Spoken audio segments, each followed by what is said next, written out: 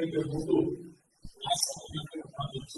కాంగ్రెస్ ప్రభుత్వం రాగానే రైతు భరోసా ఇస్తాము తప్పనిసరిగా దాన్ని నిర్దిష్టంగా అమలు చేయాలనేటువంటి లక్ష్యంతోనే రాష్ట్ర వ్యాప్తంగా ఉన్నటువంటి రైతాంగ సోదరులతో అలాగే మిగతా వర్గాల వారితో కూడా అందరితో చర్చించు వారందరి అభిప్రాయాలు తీసుకొని ఏ రకంగా చేస్తే బాగా నీరు దొరుకుతుంది రైతాంగ సోదరులకి అనేటువంటి ఆలోచనతో మీ అందరి అభిప్రాయాలు తీసుకోవాలనేటువంటి ఒక మంచి సంకల్పంతో ఈ సభ ఏర్పాటు చేయడం జరిగింది.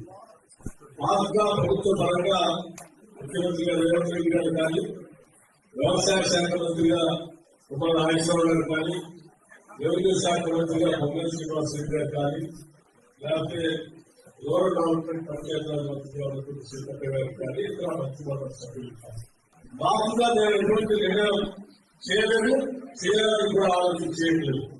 కారణం ఏంటంటే మేము రైతు భరోసా కార్యక్రమం రైతుల కోసం ఖర్చు పెట్టే ప్రతి పైసా కూడా మీ దగ్గర నుంచి పన్ను రూపంగా వచ్చేటువంటి ఆదాయం మేము ఈ రైతు భరోసా సొంత రైతులకి ప్రోత్సహించడానికి అందులో నుంచి వచ్చిన ఆదాయంతోనే వచ్చే కార్యక్రమం చేస్తాం.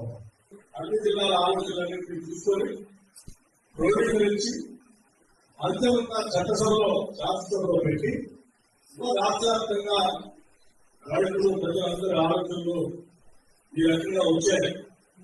దీనిపై మనం రోజుగా చర్చించే అంతిమంగా శాసనసభ ఈ ఆలోచన ఎవరైనా చర్చించి ఒక రోజంతా ఆ తర్వాత దానికి సంబంధించి విధి విధానాలు తయారు చేసి ఈ ఆలోచన మేరకు ఆ పంపిణీ చేసే కార్యక్రమం చేయాలనేటువంటి ప్రజాప్రభుత్వంగా ప్రజల ఆలోచనగా ముందుకు పోవాలనే ఆలోచనతోనే ఈ సభా కార్యక్రమాన్ని అన్ని జిల్లాల్లో ఏర్పాటు చేస్తా ఉన్నాం.